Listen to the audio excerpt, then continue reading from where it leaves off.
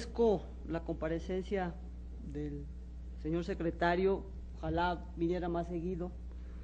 No se trata aquí, como se ha dicho, de llevar agua al molino de cada quien, porque efectivamente las tareas de seguridad son asunto que nos debe de ocupar y de preocupar grandemente a todos, pero también el diálogo significa ser receptivos, reflexivos y además tener la posibilidad de rectificar. Y el problema que vemos aquí, más o menos se ha llegado prácticamente a un consenso entre casi todas las fuerzas políticas, casi todos los diputados y senadores que han expuesto sus observaciones, pues estamos señalando prácticamente lo mismo. En general hay un clamor popular en todos los medios sobre la necesidad de una rectificación a fondo de la política de seguridad pública y contrariamente a eso lo que vemos es como un empecinamiento en los mismos enfoques que no han dado y no están dando los resultados buscados. Su misma información que nos acaba de compartir muestra que hay pues como una especie de prioridades invertidas, porque mientras el 93% de los delitos son comunes y el 80% de la victimización delictiva de la población que está sufriendo diariamente la inseguridad tiene que ver con el robo y con delitos del fuero común, los recursos de la seguridad están concentrados en las instancias federales que tienen que perseguir fundamentalmente los delitos federales. Efectivamente, ya se ha señalado que los recursos que se destinan a los estados y municipios han permanecido prácticamente constantes y no están respondiendo a esa mapa delictivo que se está planteando. En segundo lugar, creo que todavía se sigue insistiendo en la fuerza más que en la inteligencia, porque además si la inteligencia está concentrada a nivel federal, pues también necesitaríamos que esta inteligencia bajara a los estados y municipios y sobre todo en la parte de profesionalización. A mí me tocó como investigadora hacer hace algunos años una evaluación de las evaluaciones que se le hacían al personal de las distintas corporaciones. Y sacando las cifras, encontré que solamente el 5% de la fuerza de tarea de todo el país, en ese momento integrada aproximadamente por 350,000 agentes, entre custodios y todo eso, cumplían con lo mínimo básico de capacidades de adiestramiento físico, de conocimiento de técnicas y tácticas policiales que se requería para ser un buen policía. Yo quisiera saber en ese terreno qué ha pasado en todos estos años de 2006 para acá, cuánto se ha incrementado, porque los recursos para profesionalización policial siguen siendo ínfimos, están alrededor como del 1% del total del gasto que por ramo se destinan a seguridad pública. Y en aquel tiempo, ¿no?, se le daba en promedio así una semana de capacitación a un policía al año. Yo quisiera saber cuándo ha cambiado eso.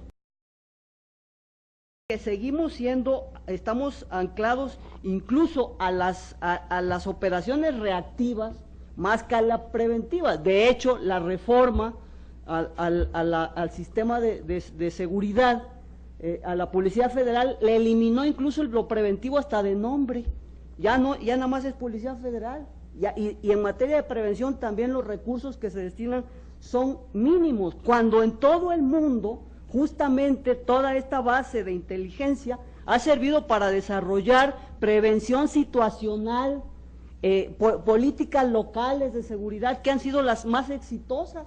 Los ejemplos de Medellín, de Cali, de Palermo, de todos lados tienen que ver con esas formas localizadas de políticas de seguridad en donde los policías locales son claves, ¿no? Entonces ahí falta pues ese énfasis. ¿Qué está pensando la Secretaría en función de esas tareas preventivas?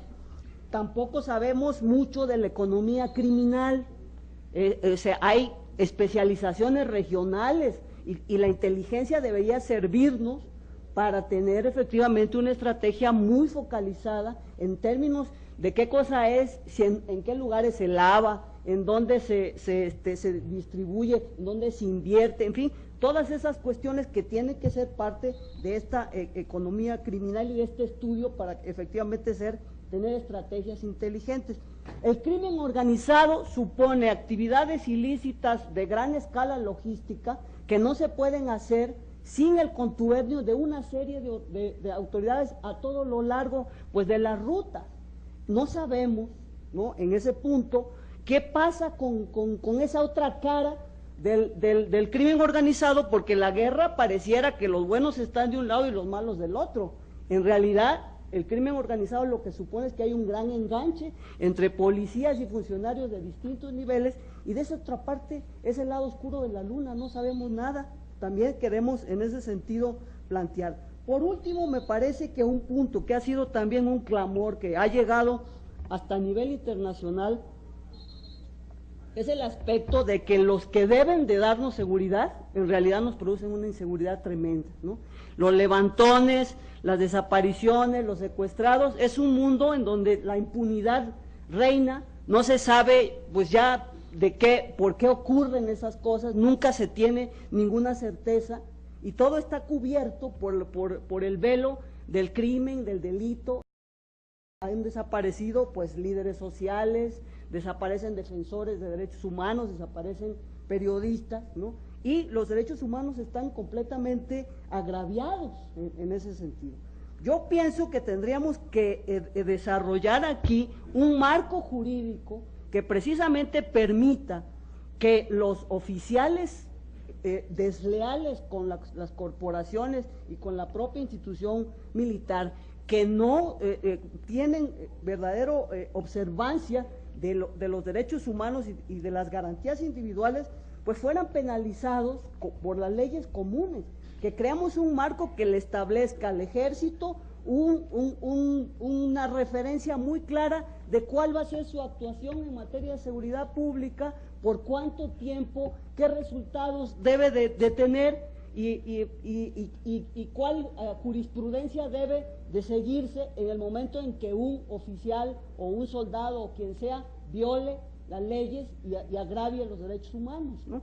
Yo también quisiera preguntar, por último, por qué, dijéramos, en función de la erradicación de cultivos, las cifras que se muestran son menores a las que estaban, por ejemplo, en el 2005. O sea, tenemos casi un tercio de erradicación de cultivos ilícitos, tanto en marihuana como en amapola, es decir, ¿por qué hay menor incidencia en ese punto? Y finalmente, señor secretario, le quisiera preguntar cuándo van a acatar la recomendación 7209 que emitió la Comisión Nacional de Derechos Humanos respecto a los 30 servidores públicos de Michoacán, a los que se les violó su derecho al debido proceso, al derecho a la legalidad, al derecho a la seguridad jurídica y a una defensa adecuada. Muchas gracias.